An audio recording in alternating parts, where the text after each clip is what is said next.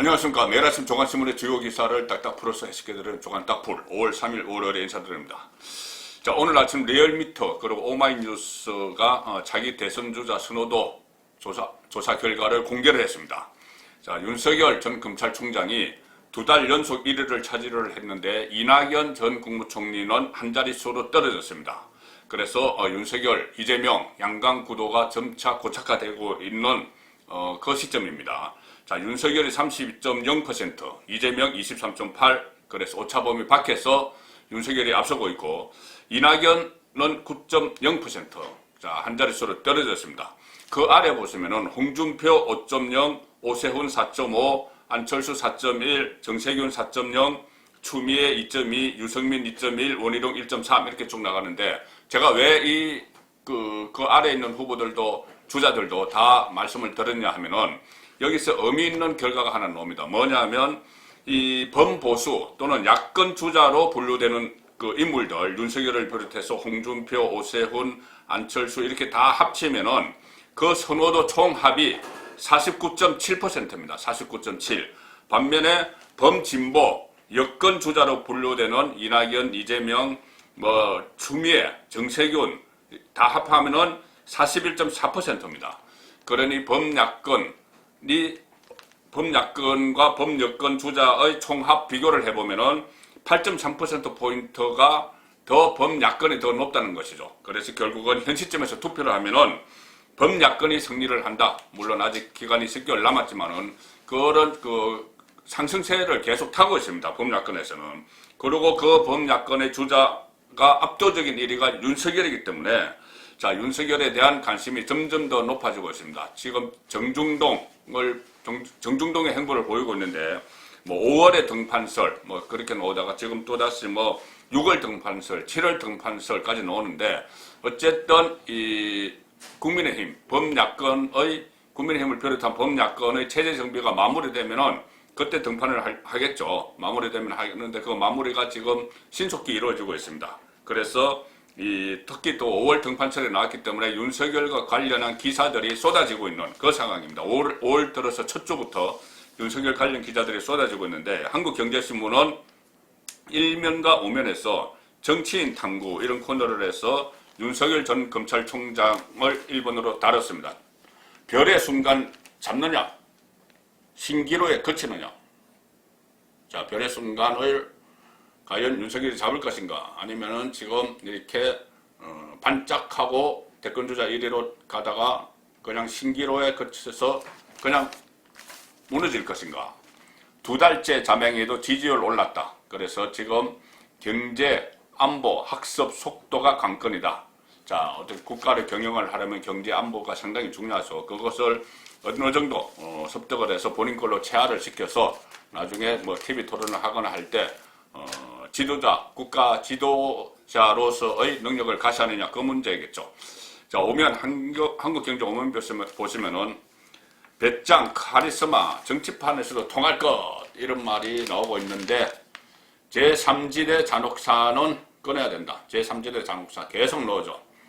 양쪽, 보수, 진보가 아닌 제3지대에서 실패한 사람들이 많습니다. 고건, 반기문 이야기도 있지만, 심지어 안철수가 어떻게 보면 그 3지대가 아니고 한쪽을 택했으면 벌써 대권을 잡았을지도 모른다. 그런 이야기까지 나옵니다.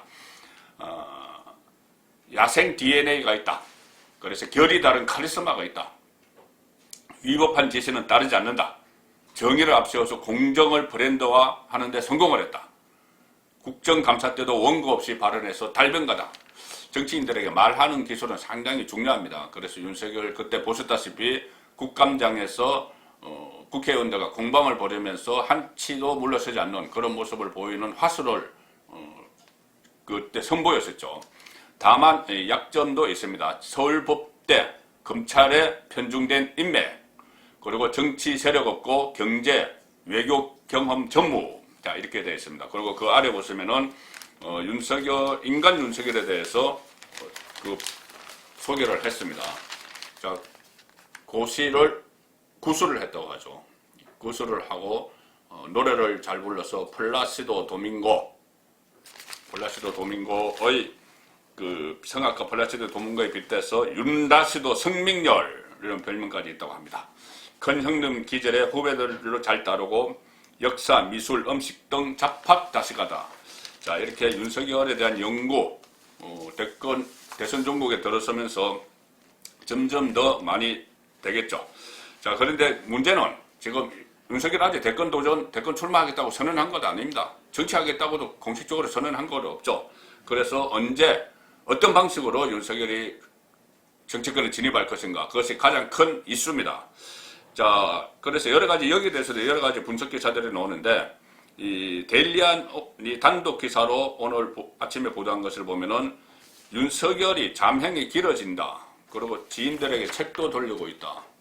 자, 자명이 지금까지도 자명을 하고 있는데 5월 등판설 뭐 이렇게 했는데 더 길어질 수도 있다. 이것이 데일리안이 독자적으로 취재해서 내보낸 기사입니다. 자, 윤석열 5월 등판설이 확산하는데 자명이 길어질 것으로 보인다. 야권 재편의 핵심 축, 국민의힘 지도부가 새롭게 꾸며지는 것을 지켜보고 뛰어들어도 충분하다는 판단인 것으로 풀이된다. 자, 어차피 뭐 야권 질서 재편하는 데서 제가 계속 말씀드렸지만은 주도적으로 참여했으면 좋은데 일단 참여를 하지 않았기 때문에 원내대표 경선이 끝났고 전당대회, 당대표 경선까지 지금 지켜보는 그런 상황이라고 데일리안은 지적을 했습니다. 윤 총장 첫 관계자 계속 차분하게 준비를 하고 있고 좀 더 공부를 하겠다는 뜻을 전했다. 이렇게 이야기를 했습니다. 무엇보다 국민의힘 새 지도부를 선출하는 전대가 다음 달 초로 예정된 만큼 정치적 선택을 서두를 필요가 없다. 자연스럽게 열공 모드도 한 달 더 연장될 수밖에 없다. 이런 이야기입니다. 어쨌든 뭐 5월이든 6월이든 뭐 그 시점이 하나 있고 또 하나는 어느 쪽에서 시작하느냐 이 문제죠. 지금 계속 이야기 나오는 겁니다. 국민의힘에서 시작을 해야 된다. 제3지대에 있다가 나중에 국민의힘과 합쳐야 된다. 뭐 여러 가지 이야기가 나돌고 대권 훈수를 두는 사람들이 다 다른 이야기를 하고 있죠. 자, 그런데 일단 조선일보는 오늘자 기사에서 제3지대에 무게가 실린다는 기사입니다. 근데 제3지대라는 것이 정당 창당은 아니고 자세히 보시면 정당 창당이라기보다는 일단 제3지대에서 본인을 중심으로 어떤 전문가들과 중도 개혁적인 전문가들과 하나의 세력을 형성한 뒤에 국민의힘과 같이 가는 그런 구상을 조선일보는 취재를 해서 보도를 했습니다.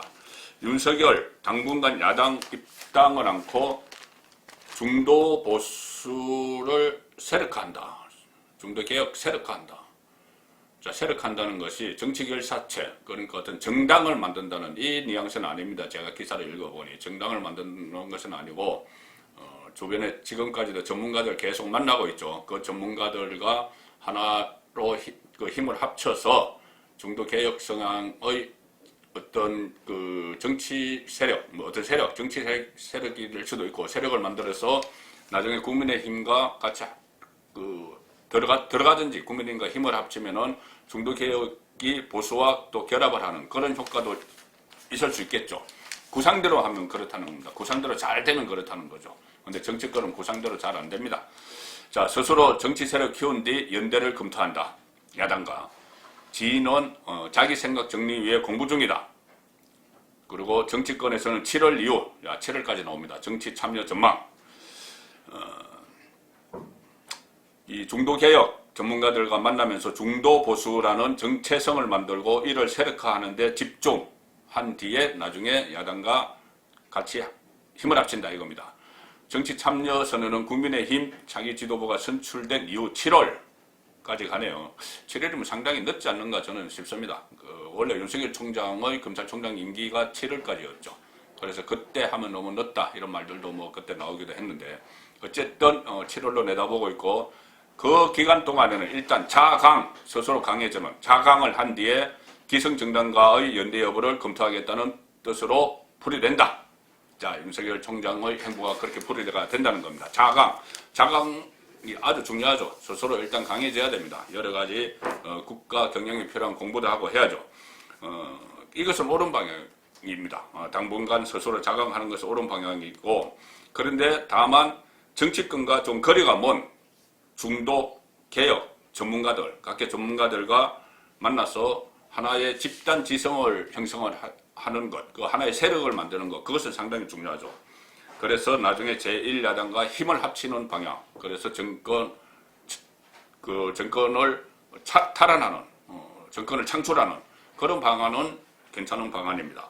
다만 제가 계속 우려를 하는 것처럼 기존의 정치인, 김종인을 비롯해서 금태섭을 비롯해서 기존의 정치인 일부와 제3지대에서 정당을 만들어서 정당 형태의 정치 결사체를 만들어서 나중에 국민의힘과 단일화하겠다. 이런 구상은 상당히 위험합니다.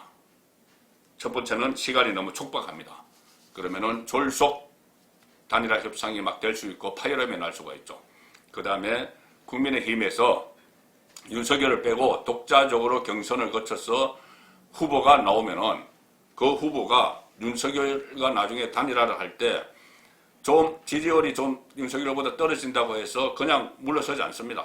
101명의 국회의원을 가지고 있는 그런 정당에서 절차를 거쳐서 당원과 일반 시민의 그 지지를 받아서 후보가 됐는데 윤석열, 당과 전혀 관련이 없던 윤석열과 후보 단일화해서 물러서면은 그것은 101석에 가진 정당이 대선에 후보도 못 내는 그런 꼴이 되기 때문에 상당히 위험하죠.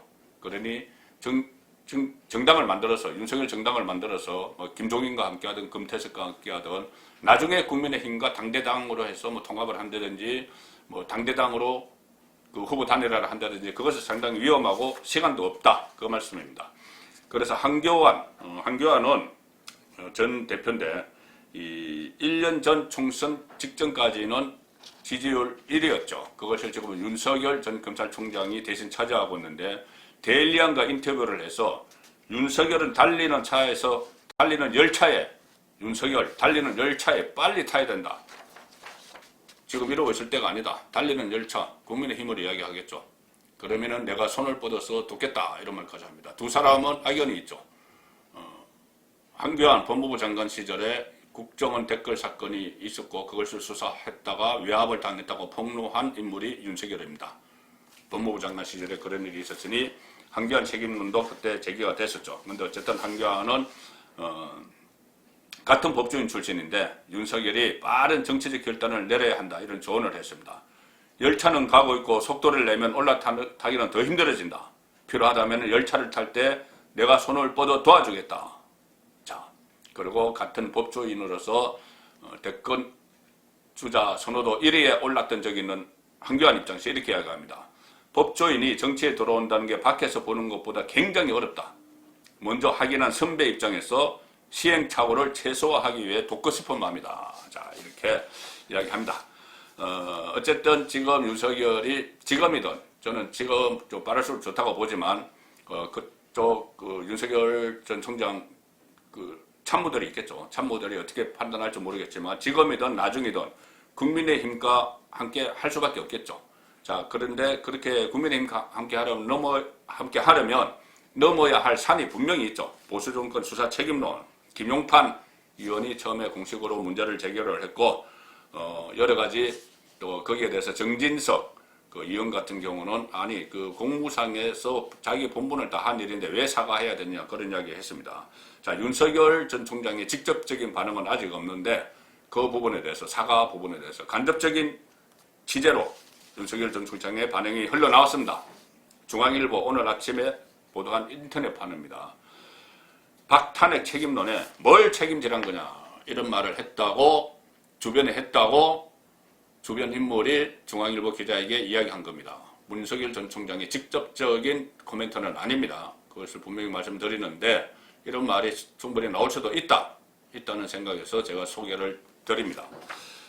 여기는 또 5월 등판설이라고 했네요. 자, 5월이나 6월이나 7월이나 지켜보면 알 것이고 어쨌든 국민의힘 안에서도 차기 대선까지 남은 기간 3월 9일이죠. 10개월 남았는데 그때 고려했을 때 5월 이후는 시간이 없다 이런 말이 있습니다. 이달 안에는 구체화한 행보가 있을 거다 이런 기대감도 있고요. 자, 이 상황에서 최근 국민의힘 안에서 제기된 박근혜 탄핵 책임론, 지금 탄핵 책임론과 수사 책임론은 다릅니다. 탄핵 책임론은 윤석열에게 직접적으로는 할 수가 없습니다. 윤석열의 수사를 근거로 해서 정치권에서 탄핵이 이루어졌기 때문에 그 탄핵을 사과를 하라고 그러면은 그것은 원래부터 말이 안 되죠. 그리고 수사에 대해서 사과하라는 것도 제가 말씀드렸지만은 그것은 무리한 요구고, 수사에 대해서 어떤 입장 표명을 하라. 이 정도는 저는 가능하고 입장 표명은 할 수 있다고 봅니다. 본인이 여태까지 진보 보수 정권을 다 수사해왔던 여기에 대해서 본인이 어떤 그 각오로 수사를 했고, 그 여러 수사 중에 박근혜, 이명박 정권 수사도 그 중에 하나다. 그리고 본인이 문재인 정권은 정말 그 수사까지 막으려고 본인을 거의 손발을 묶는 그런 행위까지 했다. 막 그런 이야기까지 좀 하면서 입장 표명을 할 필요가 있다고 보는 겁니다. 그런데 어쨌든 여기서는 탄핵 책임론에 대해서 불편한 반응 이렇게 이야기했다고 합니다. 일단 그 김용판 의원의 국정원 댓글 수사 사과 요구에는 뭐 당 안에 여러 의견이 있을 수 있다 이렇게 넘겼지만, 박근혜 전 대통령 탄핵 문제에 대해서는 내가 뭘 책임져야 하나 사과할 일인지도 모르겠다 이렇게 이야기를 했다고 합니다. 당시 자신은 그 최순실 특검팀 파견 검사로 직무를 수행했을 뿐이고, 박근혜 전 대통령 탄핵은 국회 표결 그리고 헌재 결정을 통해서 처리됐는데 내가 왜 사과를 해야 되느냐 이런 이야기를 했다고 합니다. 탄핵에 대한 사과 요구는 저도 무리라고 봅니다. 다만 역대 정권 수사 이것을 통틀어서 입장을 정리할 필요는 있다. 이것이 저의 입장입니다. 자, 윤석열이 이 국민의힘과 함께 하는데 가장 걸림돌은 국민의힘의 현재 상황이죠. 자, 그래서 김종인은 아사리판 흙탕물에 가지 마라 이렇게 이야기하고, 진중권은 돗대기 시장에 가지 마라 이렇게 이야기합니다. 그런데 국민의힘이 그래도 우리나라 정통 보수 야당인데 지금까지 계속 뭐 아사리판, 돗대기 시장, 흙탕물은 아니었죠. 그동안 그 국가 발전에도 상당히 기여한 정당입니다.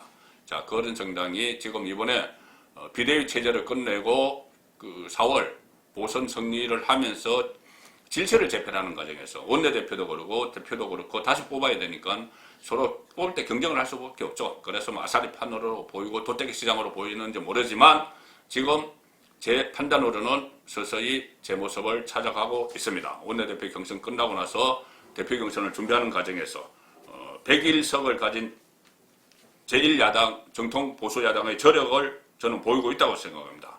자, 수권 야당의 면모도 갖춰 나가기 시작을 했다 그렇게 보는데, 자, 서울신문 6면 보시면은 김기현 새 원내대표죠. 어제 문재인 대통령이 이철이 그 정무수석을 통해서 그러니까 오늘 점심을 하자 이렇게 했는데 퇴짜를 놨습니다. 아니 밥만 먹고 가는 밥 먹으러 내가 왜 가느냐, 아무 일도 없는데. 자, 김기현은 울산시장 재직 당시에 청와대의 하명 수사를 당한 그런 인물이죠. 그리고 백신 국정조사도 해야 된다. 지금 백신이 뭐 도입한다고 했는데 지금 오늘 아침 조간도 다 그런 이야기가 나왔습니다. 화이자뿐이 아니고 아스트라제네카도 물량이 동났다. 그것조차 수급 예측도 못하고 계속 백신 이상 없다 했는데 국정조사 한번 해보자. 자, 가장 중요한 문제죠. 백신 국정조사 하자. 그리고 문재인 대통령 오찬 거절, 오찬 거절, 경향신문도 여기에 초점을 맞췄습니다. 진보 성향 언론이죠. 청와대 오찬 거절이어서 백신 국조, 김기현의 대여 강경 드라이버. 자, 이런 것이 지금 야당의 모습을 찾아가는 겁니다. 그리고 당대표가 뽑혀서 김종인 비대위 체제를 완전히 뛰어넘는 그런 정상적인 당 운영 모습을 볼 수가 있겠죠. 자, 그렇게 되면은 아마 윤석열도 선택하기가 쉬워지지 않겠나 그렇게 생각합니다. 그래서 윤석열은 밖에서 일단 자강을 하고 있고, 당은 만들지 말고 국민의힘 스스로 자강을 하면은 강자끼리 나중에 같이 합치면 됩니다. 자, 여당은 어제 당대표로 송영길 대표를 선출했죠. 친문 아닙니다. 그래서 앞으로 문재인과 차별화를 할 것인가 그런 기사들이 나오는데, 최고위원으로 뽑힌 5명 중 3명은 골수 친문이고 나머지도 범친문이라서 갈등을 예고하고 있죠. 한겨레 신문입니다. 친문 결집력을 가시를 했습니다. 그래서 권리당원에서는 친문을 밀었는데 거기 다른 투표에서 송영길이 이겨서 당대표로 올랐습니다. 그리고 송영길이 의지를 발휘를 하죠. 당명 빼곤 다 바꾼다. 그래서 당청 관계 변화가 예상이 된다. 민주당도 지금 당 체제를 개편을 했고, 또 국민의힘은 개편을 마무리 수순에 들어가 있습니다. 그러면은 지금 정치권의 대선 종국이 본격적으로 들어가겠죠. 그리고 문재인 대통령은 임기가 다 해가는데 마지막 개각 인사를 했었죠. 이번 주에 청문회가 본격적으로 시작되는데 언론 검증을 통해서 장관 후보자들의 꼴불견 추태들이 속출하고 있습니다. 청와대에서 검증을 제대로 했는지조차 의문인데 그것을 소개시켜드리고 몇 가지 말씀드리고 조간딱풀을 마치겠습니다. 박준영 해수부 장관 부인은 도자기 불법 판매, 노형욱 국토부 장관 후보자 부인은 절도 논란. 자, 영국 공간에 있을 때 도자기를 무더기 수천만 원어치 가져와서 그것을 카페를 열어서 팔았다고 합니다. 감시 안 물었죠. 그리고 또 한 장관의 부인은 절도 경력으로 벌금형을 받았는데 우울증이 있어서 그랬다. 아내 갱년기 우울증 앓았다. 이렇게 또 변명을 합니다. 또 장관 본인도 있습니다. 장관 후보자 임혜숙 과기부 장관 후보자 2달간 나라 돈으로 외유성 출장 외워갈 때 나라 돈으로 2딸을 데리고 갔다고 합니다. 본인은 개인 경비를 지불했다고 하는데 확실한 증빙사를 내놔야죠. 임혜숙 후보자는 또 이대 제자 논문에 남편 이름을 18번 등재를 했다고 합니다. 그래서 야당에서는 논문 내조를 한 것이냐. 승진하는데 남편이 승진하는데 필요하라고. 자, 이런 반칙과 특권, 내로남불, 불공정 이렇게 상징되는 문재인 정권의 임기도 다해 가고 있습니다. 조간딱풀이었습니다.